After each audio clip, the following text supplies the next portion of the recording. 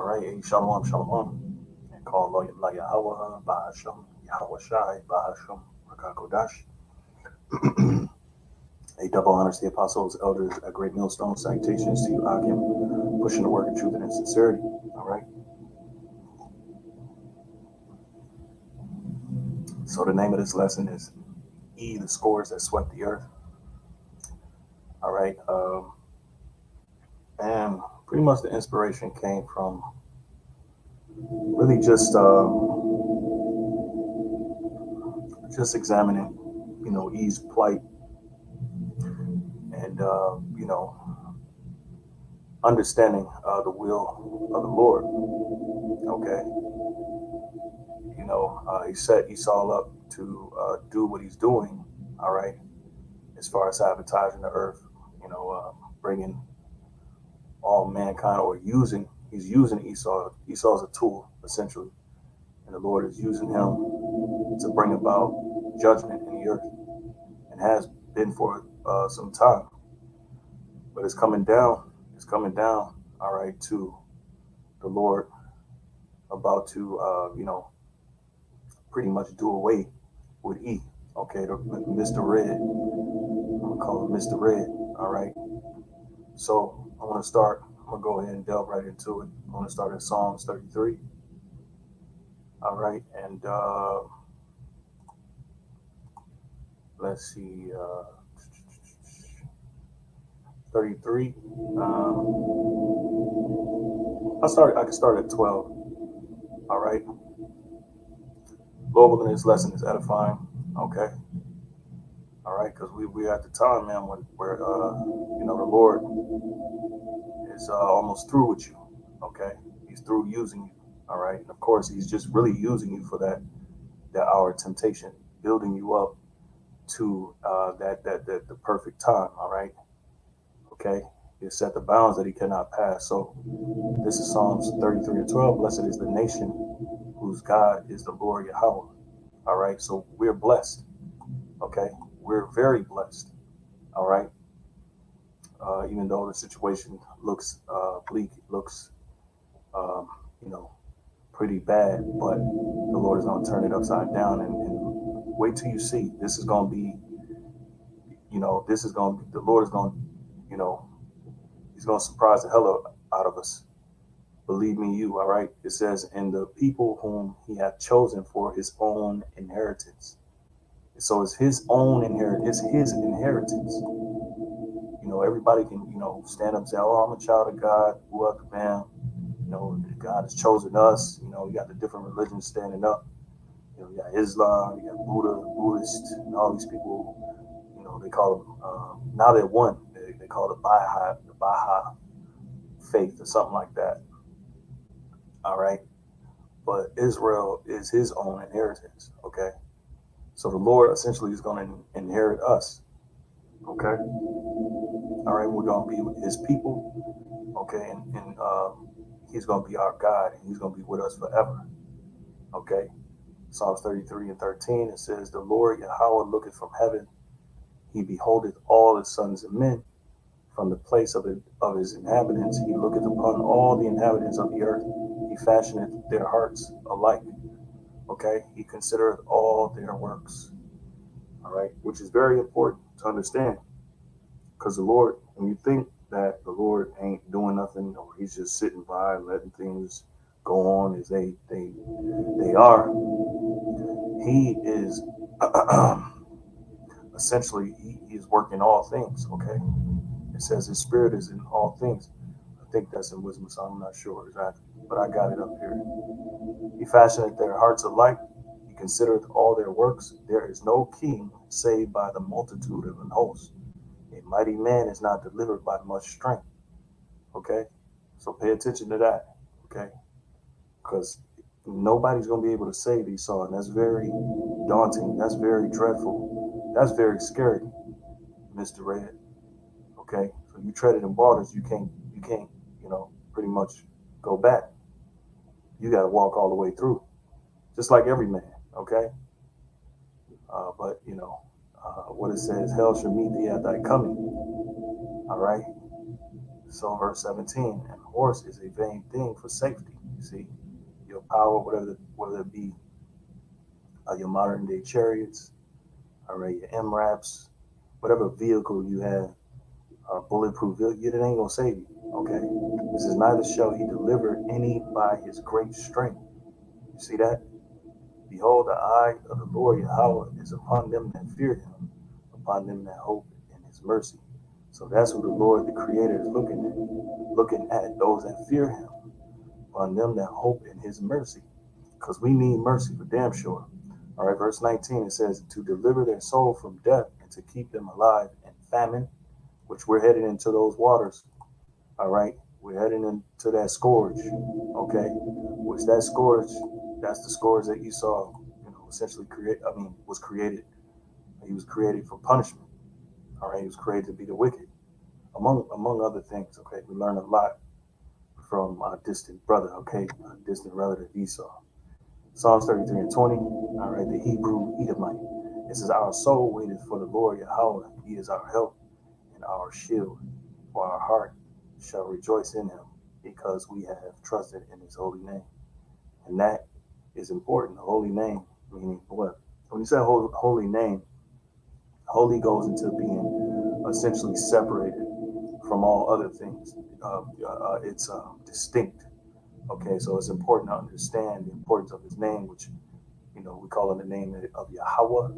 He to be, or he exists, and that name is omnipotent. It means he exists in all things. Okay, and it tells you the spirit fills the whole earth. Okay, so and then we say Bahasham in the name of Yahweh Shai, and essentially Yahweh Shai is he's just like his father. Okay, and he's earned his position and authority, and he has that power that Yahweh has. Okay, you know how you inherit your father's traits. Okay, his strength, and so did Yahweh Shai, the firstborn. All right, the first son. Okay, the Holy One, the chosen one, the only one. Okay, so it says, for our heart shall rejoice in him, because we have trusted in his holy name.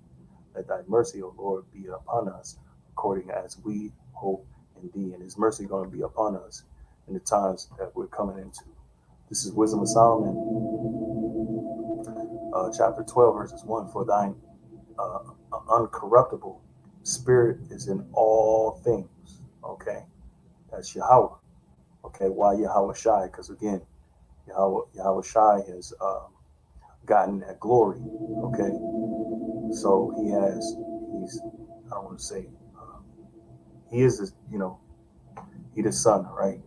Inherited traits. Okay, Salakia says, therefore chasten thou them by little and little that offend, and warnest them by putting them in remembrance wherein they have offended, that leaving their wickedness they may believe on thee. Of course, this is Israel first and foremost.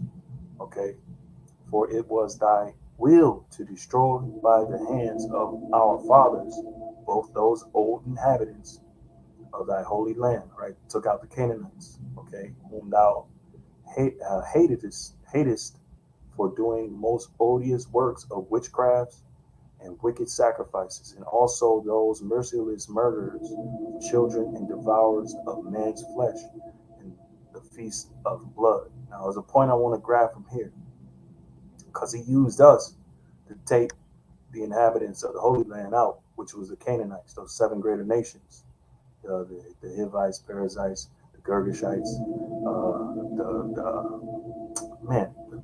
Slakia. All right, those seven greater nations are the Canaanites. All right, you can look that up, Slakia. Okay, so he used us to take them out, and eventually we didn't utterly destroy them, which was the purpose. The Lord purposed us to utterly destroy them and take them out of the land, but except instead we kept those Hamites in the land, and somewhat over time we done the same odious works of witchcraft and wicked sacrifices, and the Lord destroyed us. Okay, so how much more The point I want to make is how much more Edom, Mr. Red, Esau, Edom, the so-called white man. All right. We were the apple of the Lord's eye.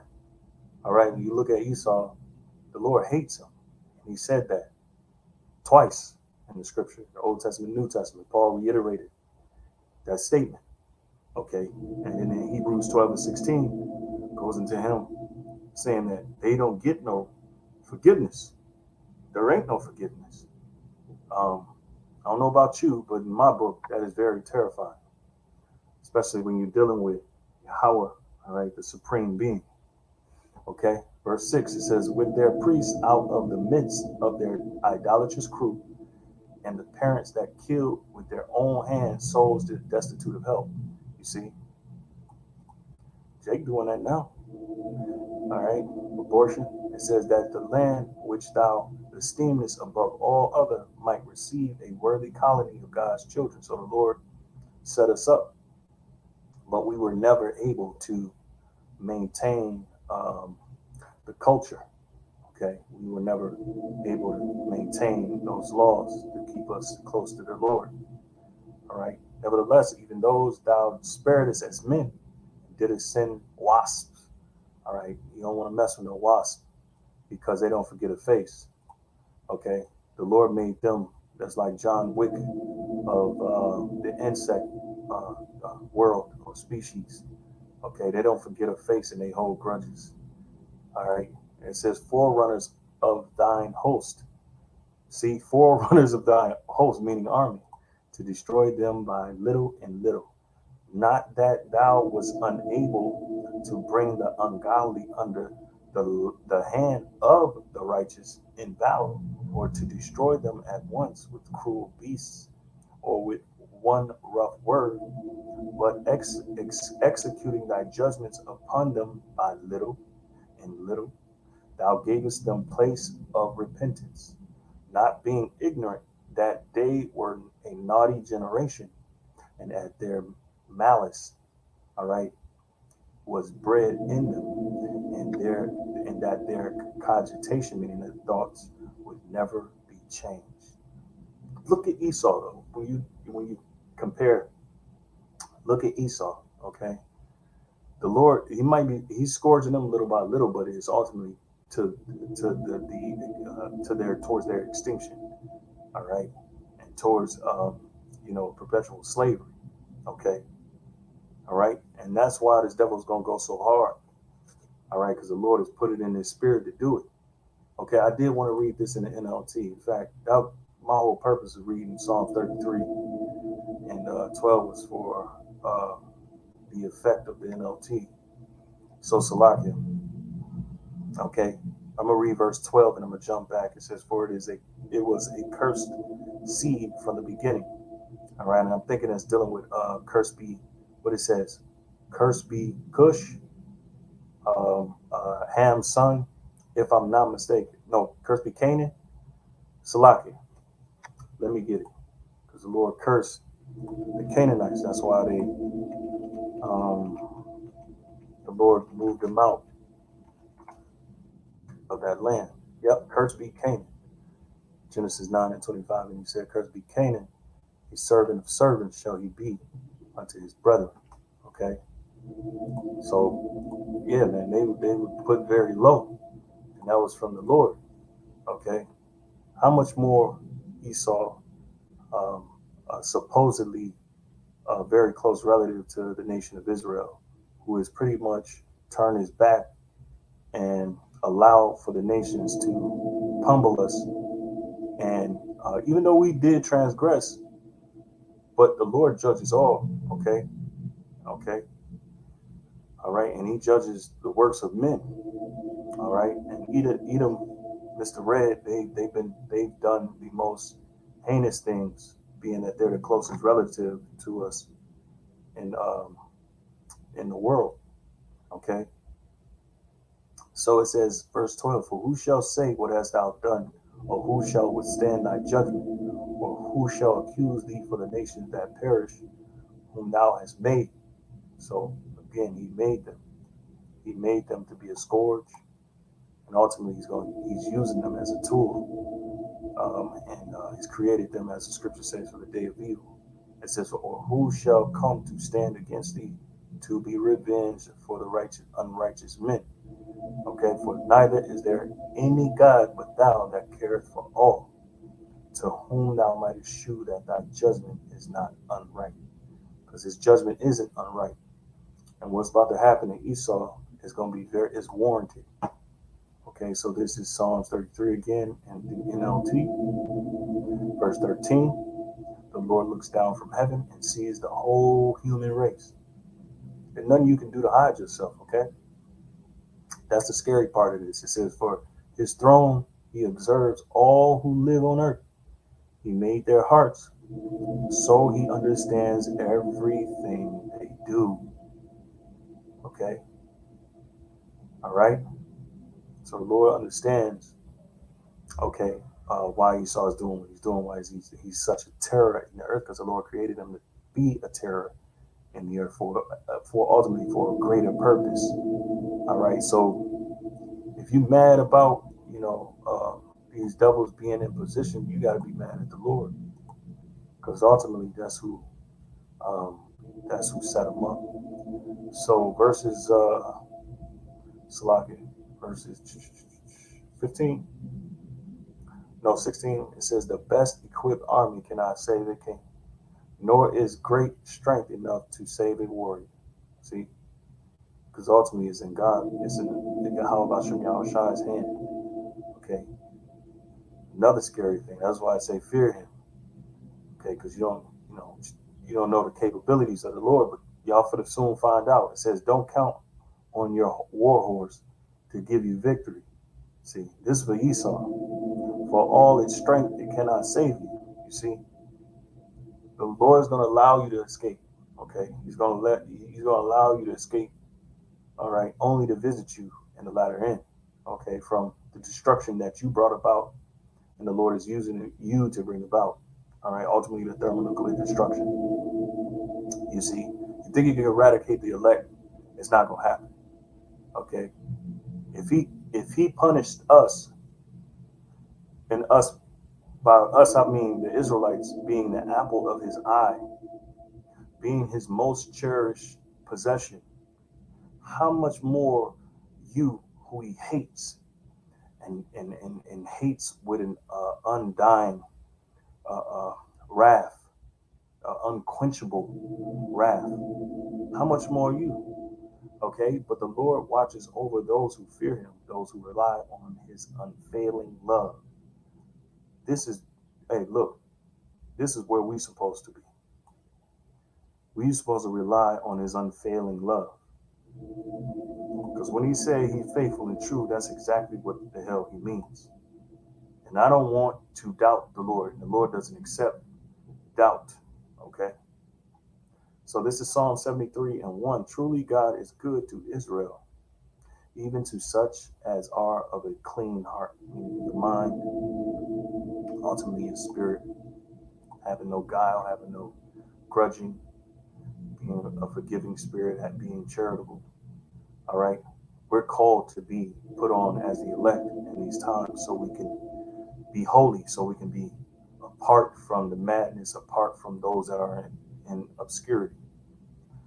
Verse 2, but as for me, my feet were almost gone. My steps had well nigh slipped, for I was envious at the foolish when I saw the prosperity of the wicked. You see?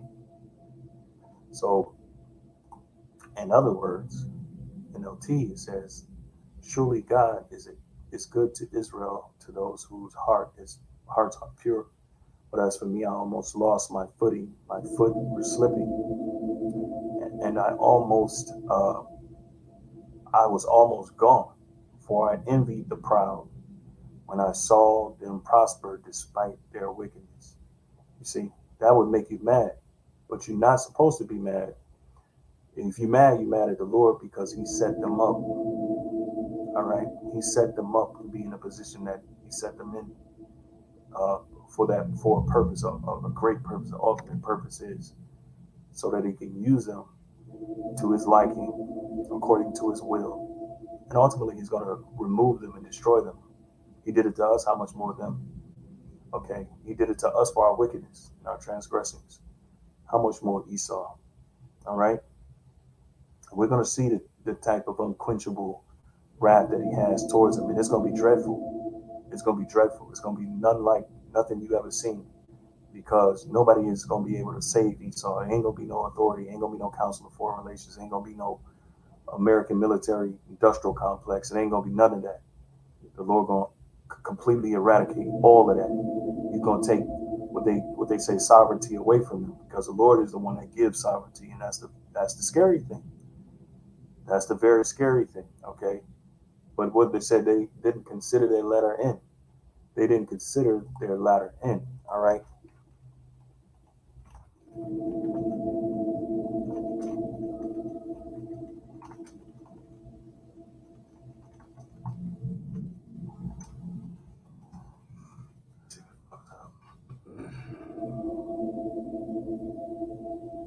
Nope, ain't that one.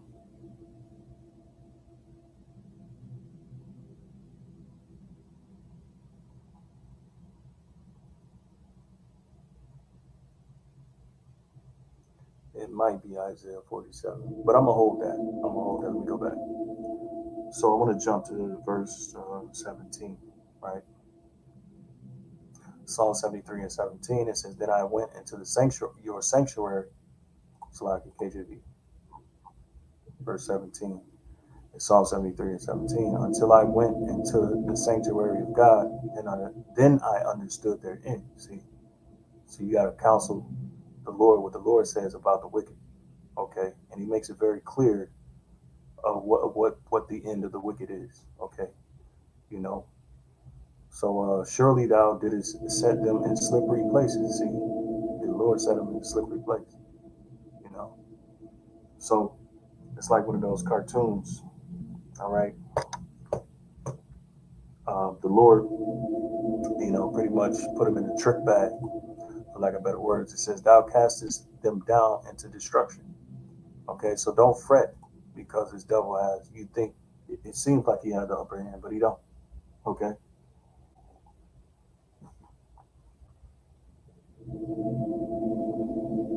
it's like it. All right. It says, "How are they brought into desolation? As in a moment, they are utterly consumed with terrors." That's what's going to happen. All right. Isaiah 47, Jeremiah 49, Isaiah 34. It's going to happen. All right. He's going to bring them to desolation. It's not going to take them no more than an hour. You think about it. Think about those numbers. They've been ruling for centuries, about 1300s, late 1300s, 1400s, the Renaissance era. So I'd say roughly 7 centuries or less. Where and they pretty much the last few hundred years is when they really been, running amok and really been deceiving the world. But the scriptures say that it's going to take an hour. It says it's going to be destroyed in an hour. All right. And when you think about it, when that thermonuclear destruction hits, it's going to be like nothing you ever seen. The Lord said He's going to send fanners. So just imagine a huge, uh, unimaginable. You can't even imagine. Try thinking about visualizing being in a plane and being far up in the firmament, and every square inch of this place burning, but not only burning, it's being fanned. So there's unimaginable gusts of wind just feeding the fire and fueling the fire, and the people being the fuel of the fire. You know, one night I was just driving on the road and I seen how I don't know, but um, I try to be a visionary the best I can be, but it's snow on the ground. So as I'm driving the truck, and the trucks that are in front of me, you see how like the snow, the wind takes it and it's just blowing everywhere. And immediately I just thought about the fire. I don't know why, but the Spirit had me think about how the fire is going to be fueled. And Jeremiah goes into that, I believe. If I'm not mistaken, correct me if I'm wrong. The Lord said He will send fanners. All right. Okay. Jeremiah 51:1, it says, "Thus saith the Lord Yahweh, behold, I will raise up against Babylon and against them that dwell in the midst of them, that rise up against me, a destroying wind." So look at that. Okay, a destroying wind. Let's see if we can. I don't know. Like I said, I try to visualize it. Okay, so the Hebrew word is shah, cha, shachat, shachat, shachatha, or shachat. All right, to deal corruptly, morally, to spoil. Okay, so this is going into more so the corrupting it morally. Okay, cast off, corrupt, destroy, utter, what unction, lose, mar, perish, spill, spoiler. Yeah, because another aspect of it is that the Lord is he could be the sending fanner or wait, they said it's destroying wind. So corrupt them. Okay, so like I don't want to dig too deep. All right, lose myself. Verse 2, and I will send unto Babylon fanners, and shall fan her, and shall empty her land, for in the day of trouble they shall be against her round about. All right, okay. So against him that bendeth let the archer bend his. So essentially, it's talking about the nations that the Lord is going to raise up, the dead kings, or the dead, which is the heathen nations, raising them up to fight against Babylon. All right, against him that bendeth, let the archer bend his bow, and against him that lifted himself up in his brigandine, and spare ye not her young men, destroy ye utterly all her hosts. All right, so let's go back. Slide here. All right, so Psalm 73 and 19, how are they brought into desolation in a moment? They are utterly consumed with terrors, as a dream when one awaketh. So, O Lord, when thou awakest, thou shalt despise their image. See? So he's going to despise their image, that image which is the image of the beast. All right? It's a beast because the savagery, the unrelenting power and prowess, and unmerciful, animal instinct-like behavior of the society. Okay. So thus my heart was grieved, and I was pricked in my reins, meaning my thoughts. Your reins is your thoughts. It says, so foolish was I and ignorant. I was as a beast before thee. That's why, Jake, it's best to shut your mouth, especially if, you complaining and you're not really recognizing what the Lord is doing and what he has been doing and what we've been seeing. Okay. So it's important, to watch your mouth. Okay. As far as, how the Lord is moving with dealing with Esau. It'll behoove you to pay attention. That's why the scriptures say be occupied in prophecy, because it's according to the Lord's will and how things are being done.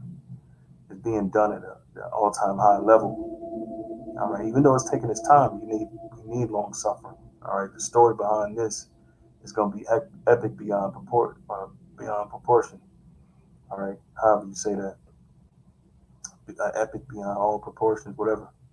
This is verse 23. Nevertheless, I am continually with thee. Thou hast holden me by my right hand. All right. So the Lord is always with us.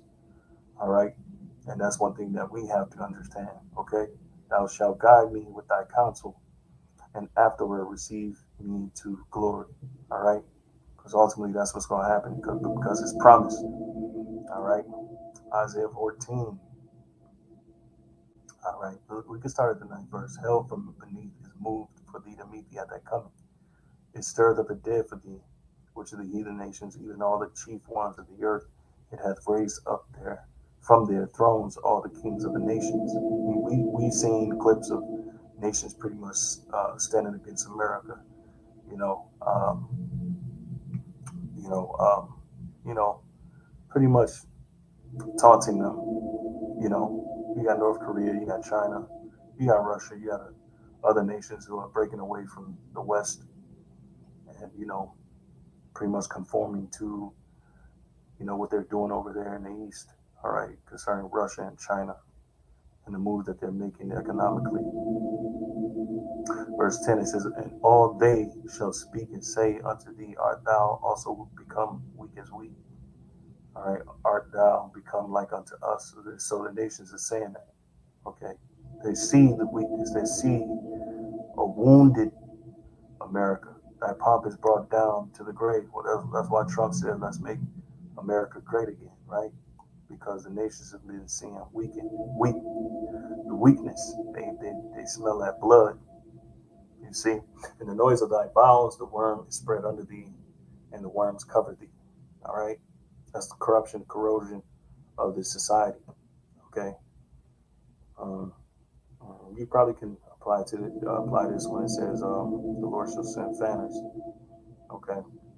It's lucky if I got that one wrong, but Isaiah 14:12. How art thou fallen from heaven, O Lucifer, son of the morning? How art thou cut down to the ground? Right, because they were the light bearers. They were the most influential. All right. And the Lord has brought them down. Okay. They led the world. All right. And now they're being brought down. Okay. How are they cut down to the ground? Of course. Why? Because it goes back to the Lord. Nothing.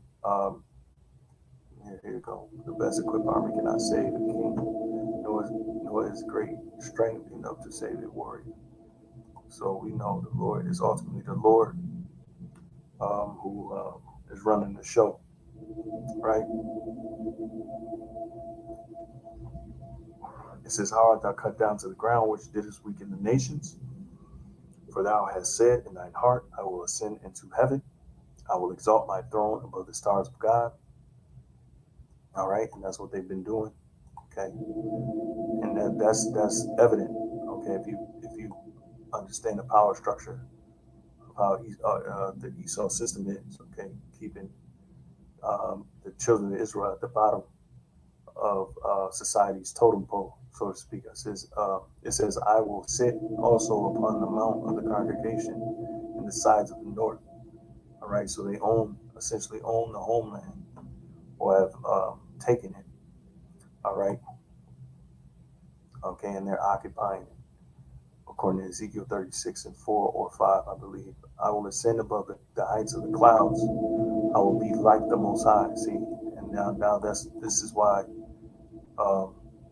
they have the godlike complex, because essentially you read Isaiah 10 and talk about the Assyrian, I believe, but you can equate that to Esau because they believe that they reached a pinnacle all on their own merit, and that's just not true because the Lord has set them up.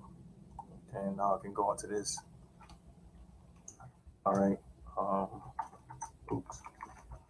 The Lord had set them up to be that nation.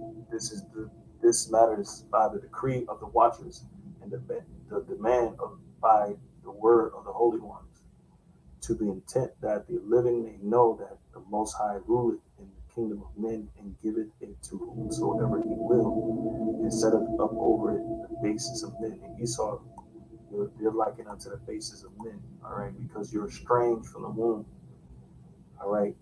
You're hostile to everything that's good, all right. Let's read it in the NLT. It says, for this has been decreed by the messengers. All right. Now, the top messengers are the angels. And then it trickles all the way down to the prophets and teachers and so on and so forth. It is commanded by the holy ones. All right. So that everyone may know that the Most High rules over the kingdoms of the world. So the Lord is ruling, and he's allowing you to essentially do your due. You're being used as a tool. All right. And that is in Job 14 chapter. Job 14 and 5. Seeing his days are determined, the number of his months are with thee. With who? The Lord. Thou hast appointed his bounds that he cannot pass. Okay. All right. So he set a boundary that you cannot pass. You cannot prolong your kingdom. The Lord is going to put it on your spirit to make your move. Okay, you're gonna make your move and you're gonna be destroyed. Okay, um, and the Lord has it set up like that. He has you triggered. All right, you know our words trigger. Where the Lord is gonna trigger you into doing the most dumbest thing, which is really triggering your downfall. It says, "Turn from him, that he may rest, till he shall accomplish as an hireling his day." So you're going to accomplish as a hireling your day, which is what the Lord created you for wickedness. Okay. The Lord hath made, Proverbs 16:4, the Lord hath made all things for himself, yea, even the wicked for the day of evil. All right. So he made you for the day of evil. All right. Okay. That's when he's going to pounce on your ass. All right. And it's going to be OV. It's going to be all said and done. Okay. So Daniel 4:17 again, for this is then this has been decreed by the messengers and is commanded by the holy ones. It's the NLT, so that everyone may know that the Most High rules over the kingdoms of the world.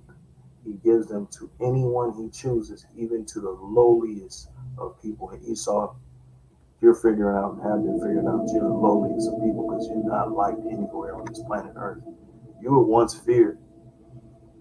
You were once nobody could meet your equal. You were the king of the hill, but now you're about to be at the bottom of the food chain. All right, that's a very scary thing, my book. All right, that's a very scary thing. So the Lord has propped you up and giving you such pride, right, like He did Pharaoh. And this explains it all. This is Romans 9:17. For the scripture saith unto Pharaoh, even for the same purpose have I raised thee up, that I might shew my power in thee. Let's go back to that. Look at this. Okay. So the Lord is going to show his power. All right, in thee. Okay. All right. I'll read it again and I'll jump to that again. It's like it says, for the scripture saith unto Pharaoh, even for this same purpose have I raised thee up, that I might shew my power in thee, and that my name might be declared throughout all the earth. So the Lord is going to use you like a stepping stone. In boxing, we call that um, but it's a fight that propels your status. Damn, I forget. Um, so I can use the same term. Some fights are like stepping stone fights, for lack of better words, puts you on another level. So the Lord is raising Esau up to be, a terror that can't be touched. I'm talking about top. That's don't mess with that guy because the scriptures say what? Who can make war with the beast? The Lord has made you. He's made you that powerful so he can show his power. You get it?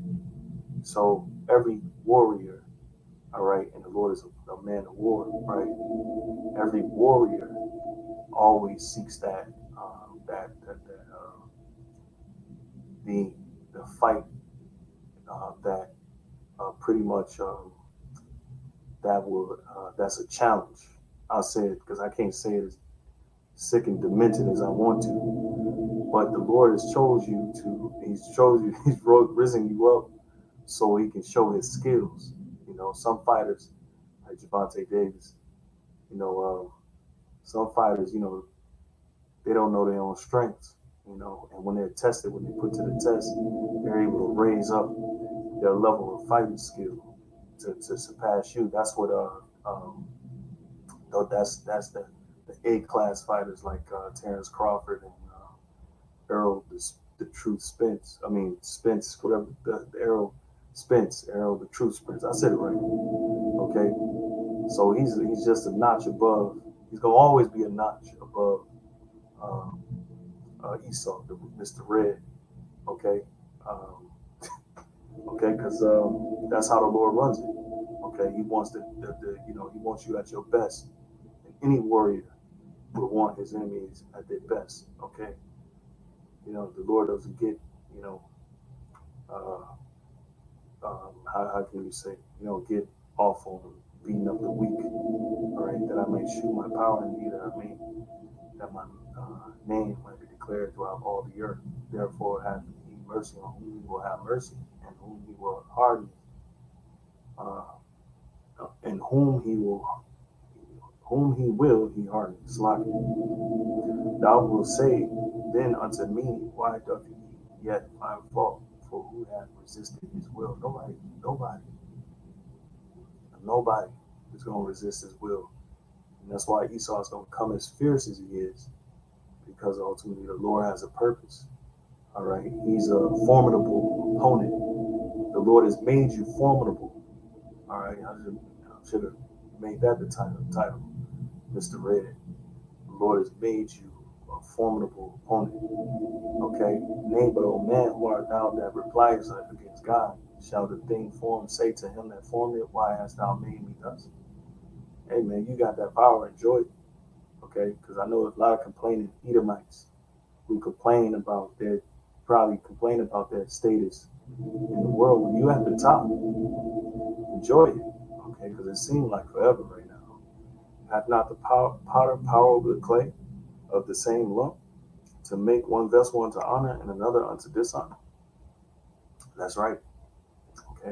And the Lord has done that. Okay. All right. But it's gonna be time. It's gonna be like the movie Trading Places. It's gonna be reverse roles. What if God willing to show his wrath and to make his power known? All right, to make his power known, endure with much long suffering the vessels of wrath fitted to destruction. Let's read that in the NLT, see what it's saying. Verse 22 in the NLT. Okay. Ooh. Damn. Now, Romans 9 and 21 is, again, it says, when a potter makes jars out of clay, doesn't he have a right to use the same lump of clay to make one jar for decoration and another to throw garbage into? That's bad, man. That's bad. It said, but Romans 9 and 22, in the same way, even though God has the right to show his anger and his power, he is very patient with those on whom his anger falls, who are destined for destruction. He does this to make the riches of his glory shine even brighter on those to whom he shows mercy. So the Lord is going to essentially make this thing fireworks for us, okay? All right. He's going to beef it up. He's going to make it ripe enough so that, hey, when we sink our teeth into what's going to happen, all right, it's just going to be that much better. Yeah, man. All right. There'll be a lot of crying and sliding, but the power that the Lord is going to come with, man, this is crazy, man. It says, who were prepared in advance for glory. Oh, man. I ain't going to trip right now. All right. I ain't going to show my butt on the screen. All right, but I kind of want to scream and yell. All right, because I know for sure the Lord is going to scream like a travailing woman. All right, when that time comes. So, hey man, Lord willing, this lesson been edifying. I just, I got the dark ambient music playing in the background. So, to draw myself in, tricking myself, to just, kind of, hey, shalom to Akim, shalom to brothers that's tuning in. This truth is your pop, man. I can't explain it. There's more to come. Believe that. There's more to come. All right. Believe that, like Martin said. Believe that. All right. So this is Jeremiah 49:16. It says, thy terribleness hath deceived thee in the pride of thine heart. See, your terribleness hath deceived you. What? Because the Lord has raised you up like Pharaoh and hardened your heart. So you think you the shit, you the man, you on cloud nine, you the king of the hill, you at the top of the food chain. But it said, the Lord, thy terribleness hath deceived thee in the pride of thine heart, O thou that dwellest in the clefts of the rock. All right, that holdest the height of the hill, right? So king of the hill, height of the hill. Though thou shouldest make thy nest as high as the eagle, I will bring thee down from thence, saith the Lord Yahweh. You see, you made your nest high as the eagle, even with your technology. All right. All right. Because that's the only way you were able to do it. Of course, you think high minded of yourself. You got a godlike complex, but um, it goes better with a satellite or two. You see, now you can really boast and brag. See, I got control over everything. I see everything. I'm all seeing, all knowing, and you created an algorithm. You created AI to pretty much bring that about. And hey, well, the Lord, hey, of course you ain't gonna get props to the Lord, right? Isaiah 10 explains that. And I'm gonna close out in a little second. 49:17. Also, Edom shall be a desolation. Everyone that goeth by it shall be astonished and shall hiss at all the plagues thereof. As in the overthrow of Sodom and Gomorrah, that means something gonna rain down on you. You see, rain down on me, right? I ain't got the voice right now. As in the overthrow of Sodom and Gomorrah and the neighbor cities thereof, said the Lord Yahweh, no man shall abide there, neither shall a son of man dwell in it. So it's gonna go from you're gonna go from the top-notch nation to a desert. And that's, man, come on, man. If you really think about it, that's horrific. That's horrifying. That is horrifying. I can't explain it. That is horrifying. All right. Okay. Behold, he shall come up like the lion from the swelling of Jordan against the habitation of the strong. But I will suddenly make him run away from her. And who is a chosen man that I may appoint over her? All right. For who is like me? Who will appoint me the time? Who is that shepherd that will stand before me? All right. And the Lord got his army. He got his chess pieces. Okay. He's setting them up real nice for Esau, man. Mr. Red. He said, therefore, hear the counsel of the Lord that he hath taken against Edom. All right. He ain't destroyed Edom. He got the ultimate judgment for Edom. And we ain't nowhere in history have we seen this judgment. Okay. Ain't nowhere in history we can say we seen this judgment.